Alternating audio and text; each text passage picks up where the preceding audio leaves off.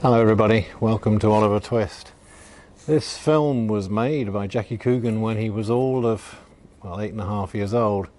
He'd become a massive film star because of Charlie Chaplin's The Kid, which he made when he was only 7. And this film was the first time he was not only the star but also the producer. It was his money, it was his company, the Jackie Coogan Company. And the producer was Sol Lesser, who was basically someone who knew Hollywood very well. So he was able to bring in the likes of Lon Chaney to play Fagin, and also to make sure that it had proper production values. So as you'll see, it's a wonderful evocation of Victorian London and Dickens's world. The film was lost for many, many years. Jackie Coogan himself believed it to be lost. He thought that Sol Lesser had actually melted it down for its nitrate, which was worth about $120 in 1935.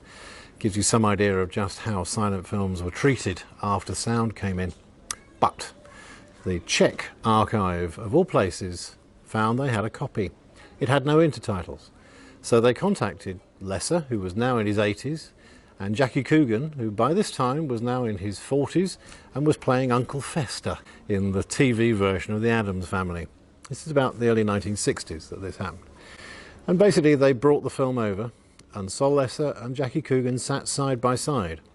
And every time an X came up on the print, they knew there was supposed to be an intertitle there. Also, Jackie Coogan remembered that originally they'd used as much of Dickens's original text as possible to be able to make the story work. So that's what he did. And what you'll see tonight is the sole surviving remnants of that film, which is still, for my money, one of the finest adaptations of Oliver Twist, and the intertitles that Jackie Coogan and Sol Lesser were able to put back in again. Jackie never lived to see this become central to silent film again. He thought he was just doing it for the collectors and the enthusiasts. What he didn't know was that there would actually be people who wanted to see this movie because it works. And for someone like me, I wanted to score it for the same reasons. I really wanted to score this film in a way that made it feel Victorian. British, if you like. It's a Hollywood movie, but it looks like it's all shot in London.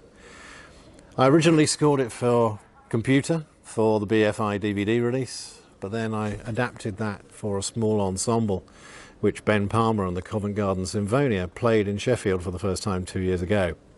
It's been wonderful to have it played here again in Dartington last night, to wonderful response from the audience, from the players, from Steve Dummer who conducted it.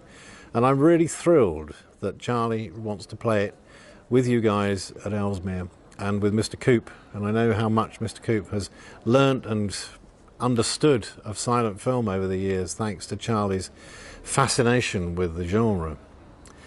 This score is intended to hopefully make you laugh, make you cry, do all those things, but above all, to make you have fun. And I think the main thing I want to leave with you before you hear the score is two things. One is it's personal. Obviously it's personal in the way that I want this world to sound. It's so personal, in fact, that if I'm right, I heard that my wife and I were going to have a little baby boy while I was working on this score. And you can hear the point at which I kind of celebrate the moment of hearing that.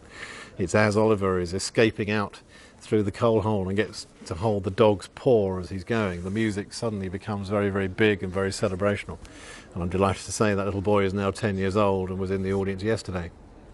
But the other thing I want to say about it is that you are enjoying something unique. Not just the film and not just the music, but the experience of sitting, watching a movie and hearing the music played live. That is something we thought no one would hear again after about 1932, but thanks to Carl Davis, thanks to so many composers, and I have to say, people like yourselves who want to make this happen, people are experiencing it again, and it is like nothing they've ever experienced before. Good luck, Charlie. Good luck, Ellesmere College. Good luck, Mr. Coop.